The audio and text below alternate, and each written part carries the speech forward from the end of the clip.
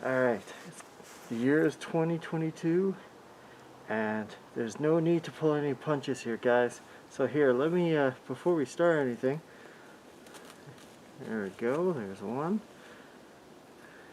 there's two, oh, okay, there's two, that's three, and that's four. So, not gonna pull any punches here.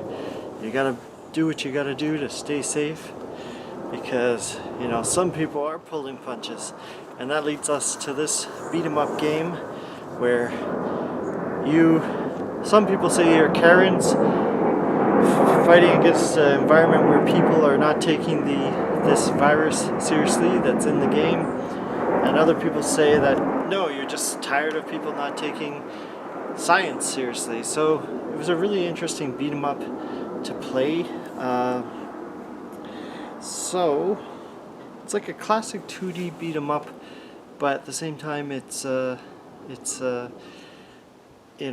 in a pandemic environment, which is not a beat 'em up I've really seen before. Like the fictional city is going through a fictional pandemic, and your characters are going up against those that are denying what is going on around them. So you're hoping to stop the spread of the disease by beating the crap out of everyone in the city.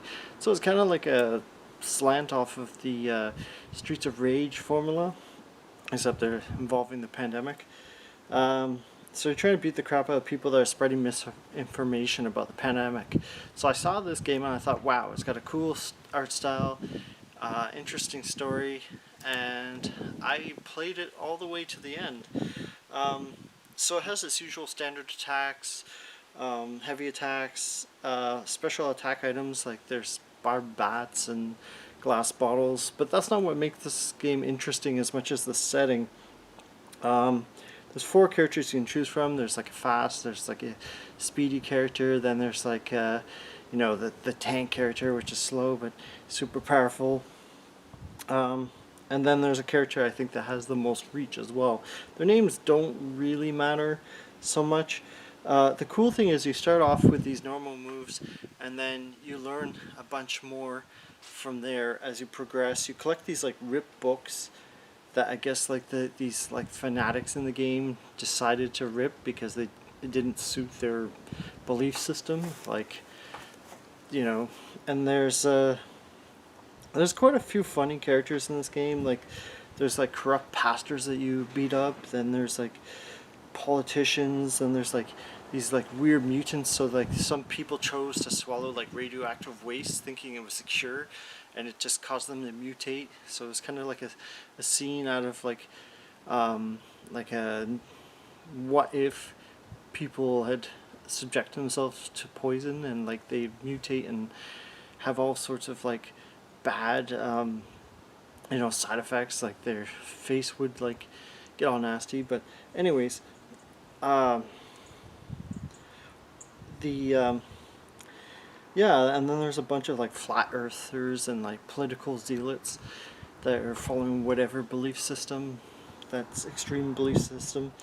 And then like the cartoony look of the game is unique too. Like it's hand drawn, but it's got like this grittiness to it and a bit of like a certain realism to it. Like you don't have like GQ models like in Streets of Rage where the characters are arguably like they're super fit, they're strong, they're muscular. No, these are like characters, like everyday characters that you would expect to see if you went out on the streets, and like just suddenly someone decided to get up and like fight against the rest of the neighborhood. Like they're tough, but they're realistic, more realistic than muscular GQ people like other fighting games. Yeah, it's got like a gritty, tired, mature look is what I wrote. I don't know if you can find a better way of saying that. The game's very stylish. It feels like a modernized Newgrounds game beat 'em up. It really feels like, to me, like what if Scott Pilgrim had a sequel, but like it was in a different universe, different setting, and grittier setting, and that would be this game. Like it's just like a grittier Scott Pilgrim, really, without flash or video game homages. It's rooted in the real world, cutscenes I found were so immersive. They really get you wanting to see where this game ends up, where it ends, and I thought it was so well polished, the graphics overall. Um, yeah, and I feel like it's not too challenging. Now, admittedly, I didn't play on the hardest difficulty. There's like hard, and then sort of like they'll give you enough medikits to easily survive the game. I didn't realize it was going to be that easy, but it was still challenging right at the end. The rest of the game wasn't too bad. Um, the main downside of the game is I feel like it's short. It's only 4 stages, so it's a short and sweet experience like TMNT, Shredder's Revenge. Um, so don't go into expecting like for your $11 you're gonna have a game that's like 30 hours, or like TMNT, if you unlock everything it's like 30 hours if you're leveling up your characters. No, it's a short experience, maybe 2 hours. I think it was 85 minutes for me, but it's a fun experience. Like you're paying for a really solid hour, um, yeah, of gameplay. It's one of the most fun. Like there's been a lot of like beat 'em ups in the last few years. I feel like every once in a while we get really good one, like Streets of Rage 4, TMT, Shredder's Revenge, and this is one of them. Now this is obviously anti-Brazil, anti-politicians.